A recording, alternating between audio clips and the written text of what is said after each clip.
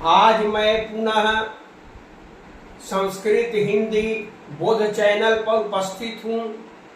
आप सभी सुनने वालों को मेरे तरफ से स्वागत है। पिछले वीडियो में मैं बता चुका हूँ लकार के बारे में। दो लकारों के बारे में मैंने बतलाया है, लट लकार और लंग लकार, क्योंकि 5 लकारों का ज्ञान करना है। 5 लकार से काल का ज्ञान हो जाता है। तो आज मैं लिट लकार के बारे में बताने जा रहा हूं। लिट लकार भविष्यत काल में होता है।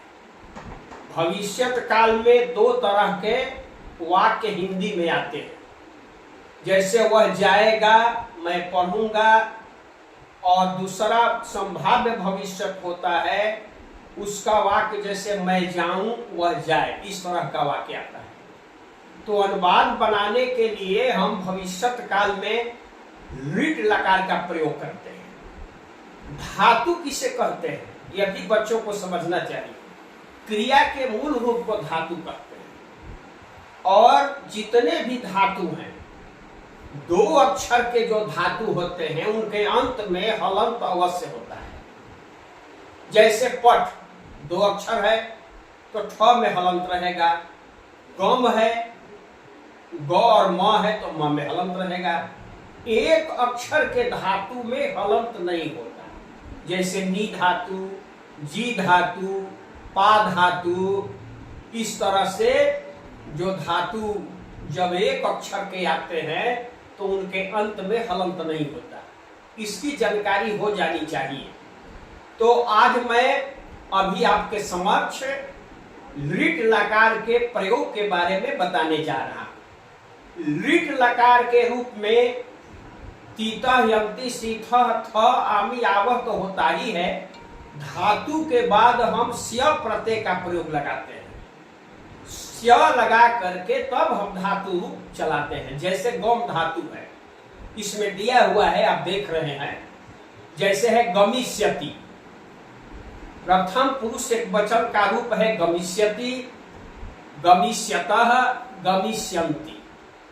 मध्यम पुरुष का रूप है गमिष्यसि, गमिष्यथः, गमिष्यथ। उत्तम पुरुष का रूप है गमिष्यामि, गमिष्यावः, गमिष्यामः।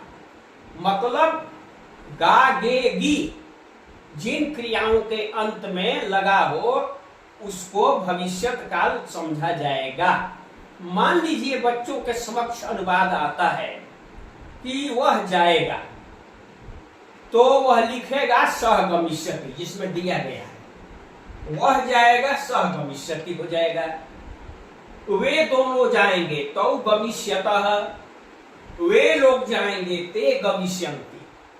अब मान लीजिए इसमें है कि लड़के जाएंगे तो बालका गमिष्यन्ति, क्योंकि लड़का जो है प्रथम पुरुष का बहुवचन है तो उसमें गमिष्यन्ति का प्रयोग होगा। गमिष्यतः का द्विवचन में प्रयोग होगा। 2 लड़के जाते हैं तो बालकौ गमिष्यतः रूप होगा। मध्यम पुरुष में गमिष्यसि तो त्वम गमिष्यसि, माने तुम जाओगे। युवाम गमिष्यथः, तुम दोनों जाओगे, तुम लोग जाओगे। यूयम गमिष्यथ, मैं जाऊंगा। अहम गमिष्यामि, हम दोनों जाएंगे। अवाम गमिष्यावः, हम लोग जाएंगे। वयम गमिष्यामः। इस तरह से एक धातु के बारे में मैंने बतला दिया। कहने का भाव ये है कि अन्य धातु से पठ धातु आएगा तो उसमें पठिष्यति का रूप चलेगा। नी धातु का रूप आएगा तो नेष्यति रूप चलेगा। जी धातु का रूप आएगा तो जेष्यति रूप चलेगा। एक धातु का रूप यदि बच्चा बढ़िया से याद कर लेता है तो अन्य धातु का रूप याद करने में भी बहुत आसानी होती है, क्योंकि उसी तरह के रूप प्रायः चलते हैं।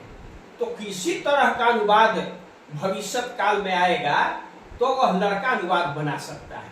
लेकिन यह जानना होगा संस्कृत के लिए कि जब बड़ा से बड़ा भी वाक्य आ सकता है, छोटा से छोटा भी वाक्य आ सकता है। जैसे राम जाएगा डरामा गमिष्यति हो गया। मान लीजिए बहुत बड़ा वाकया गया, राम घर से पढ़ने के लिए विद्यालय जाएगा, मान इतना बड़ा वाकया गया, तब कैसे बनेगा? तो उसका नियम बताया जाएगा कि पूर्वकाली क्रिया में कौन सा प्रयोग होता है, अन्य जो विधा है उसमें कैसे प्रयोग होता है। अभी तो मैं सामान्य ढंग से आपको केवल काल से संबंधित लकार का ज्ञान दे रहा हूं।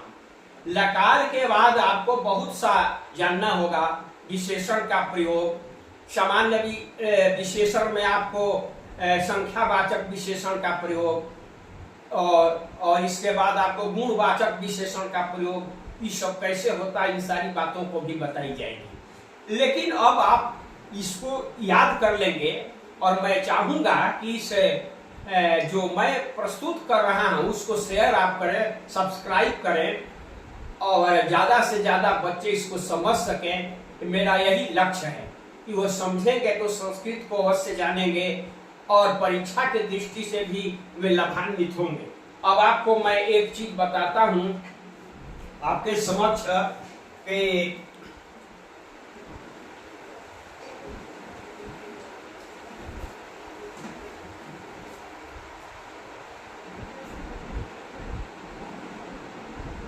वह लड़का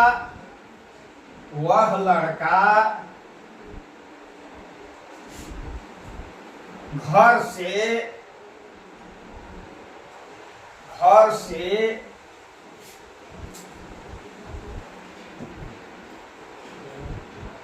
पढ़ने के लिए विद्यालय जाएगा। मान लीजिए ऐसा वाक्य आ गया, तो यह लंबा वाक्य हुआ। वह लड़का, वह जो है सो सर्वनामिक विशेषण है, लड़का है जो कर्ता कारक में है, घर से इसमें अपादान कारक है, पढ़ने के लिए इसमें पूर्वकाली क्रिया है, और विद्यालय जो है सो स्थानवाचक है, और जाएगा यह क्रिया है। तो इसमें रहेगा सह बालक। सह इसलिए रहेगा कि बालक पुल्लिंग है तो इसमें सह लगा रहेगा। सह बालक, घर से जा रहा है, अलग हो रहा है, तो मैं बता चुका हूं कि इसमें अपादान कारक होता है, तो गृहात हो जाएगा, माने घर से गृहात पंचमी का रूप इसमें लिख देंगे। घर से जा रहा है, अलग हो रहा है, और पढ़ने के लिए इसमें पूर्वकालिक क्रिया का प्रयोग होता, जिसे पढ़ने के लिए में पठितुम, यह तुमुन प्रत्यय होता है।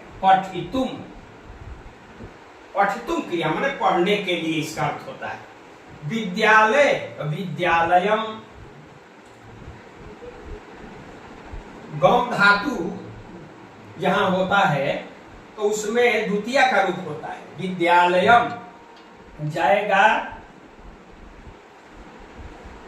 गमिष्यति, क्योंकि बालक जो है वह प्रथम पुरुष एक वचन है, तो प्रथम पुरुष एक वचन की क्रिया होगी। तो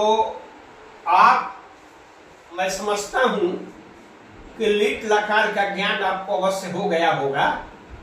आप यदि कोई संदेह हो तो कमेंट में भी आप हमसे पूछ सकते हैं कि यह हमको समझ में बात नहीं आ रही है, तो मैं पुनः आपको मैं बतलाऊंगा। इसलिए आपसे आग्रह है कि आप ज्यादा से ज्यादा सब्सक्राइब करें और शेयर करें, जिससे हमारे बच्चे अन्य लोग लाभान्वित हो सके। मेरी उम्र अभी 73 चल रही है, इसके साथ कुछ बोलने में कभी कठिनाई भी हो सकती है, उसके लिए आप क्षमा करेंगे। धन्यवाद।